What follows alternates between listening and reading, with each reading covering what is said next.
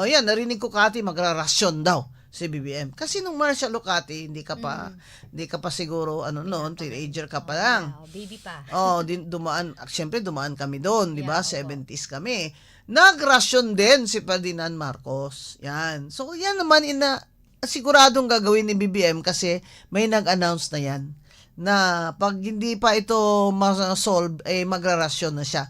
Ang tanong din, magrarasyon ang gobyerno, kanino at magkano ang presyo? Di ba? Kasi hindi naman niya kontrolado ang presyo dahil private naman ang may-ari ng mga gasolina, di ba? Yun ang sinasabi natin.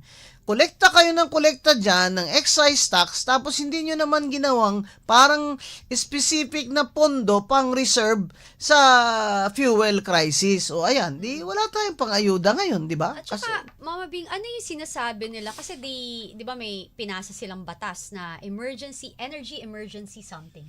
Ano na nangyari emergency doon? national Energy fuel emergency o something, national something. emergency crisis. Diba? Pero parang di naman natin naramdaman. Second, sana lang, no? Hindi na nga sana, dapat talaga ginagawa nyo to at hindi na to hinihingi ninyo ng mamamayang Pilipino na maging transparent po kayo sa kalagayan ng sitwasyon natin sa ating bansa, lalo sa krudo. Kasi ang hirap po na ang nangyayari sa atin ngayon, napaka-late po ng ating mga decision making, wala tayong pagpaplano. Anong mangyayari sa atin? Remember, almost 80% ng bansa natin ay hindi mayaman. So, paano lang yung hindi nakaka-afford na biglang may mangyaring recession? Or Yun na. Ano pa nga bang, papunta na tayo sa recession. Dahil ang mga negosyo ay, syempre, nagko-constrict na. Paliit na paliit dahil sa mahal ng krudo at gasolina.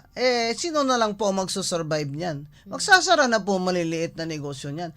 Yung taxi driver ko kanina sa Grab, sabi niya, maghahanap na lang daw po siya ng bagong trabaho kasi 500 na lang ang neto niyang kita araw-araw, 18 hours pa siya nasa daan.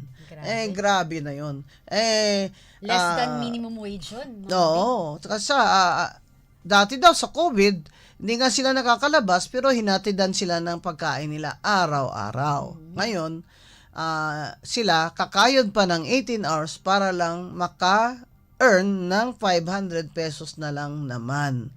Kaya, pasalamat tayo, meron pang Mayor Isko Moreno dyan sa Maynila, di ba, Kati? Na binigyan na. Ang bilis. Binigyan na yung mga driver ng jeepney ng average nilang kita. Tapos, nilalagyan ng krudo ang kanilang jeepney at ikot ng ikot sa Maynila, wala nang bayad ang mga tao. Yun. Yeah. Kaya, 5 stars award si Mayor Isko Moreno sa amin dito sa Usapang Matino sa Radyo Agila.